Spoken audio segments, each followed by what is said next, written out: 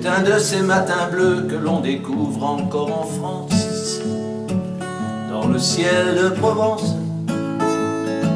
J'étais sur un chemin de pierre, je promenais un labrador, je marchais en silence, quand tout à coup au-dessus de moi, entre les deux pins parasols, apparut un nuage. Et dans sa blancheur éclatante, je reconnus la Vierge Mère, un peu comme une belle image. De sa main gauche elle saluait, je pouvais voir dans sa main droite un joli crucifix. Elle était blanche immaculée, et dans toute sa majesté, je reconnus Marie. Sur sa tête était posée, honorée par 12 étoiles, signe de royauté. Une couronne d'or reliée par un fin treillis de lumière, sur 5 fleurs de lys argentées. C'était Marie, reine de France. C'était Marie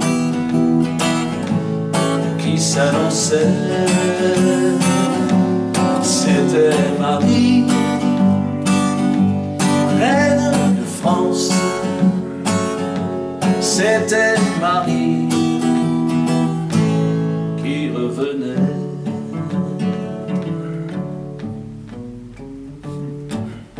Je rassemblais toutes mes idées sur cet étrange paradis que Père nous construisait.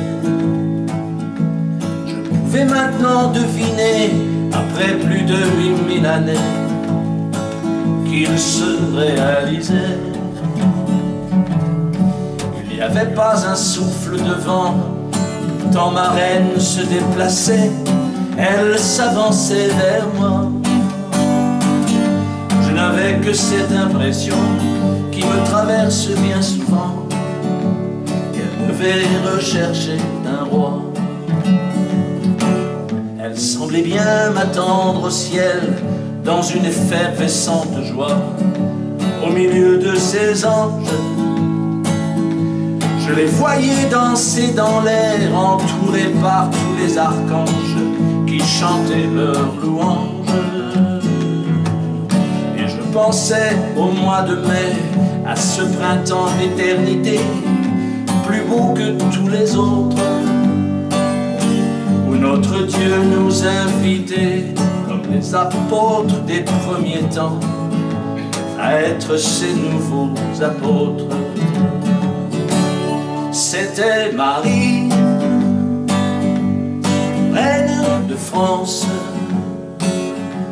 C'était Marie qui s'annonçait. C'était Marie, reine de France.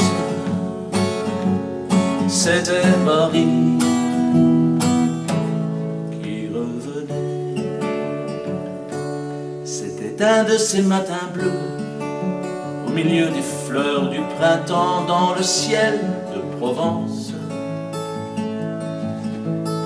Ces jours des plus glorieux où je me surprends à rêver de voir Marie, reine de France.